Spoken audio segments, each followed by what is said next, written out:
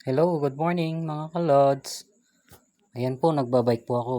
Daming sako ng palay. So ngayon, malalaman nyo kapag kumakain ko yun ng kanin at may nanguya kayong bato, ayan yan.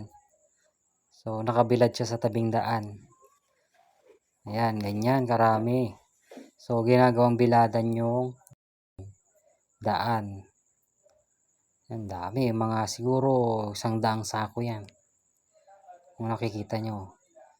Okay, nagbabike lang ako dyan para syempre makapag-relax at makapag-langhap ng fresh air. So yan, 'di ba? Ganda-ganda ng tanawin. Yan, rides lang po tayo. Okay.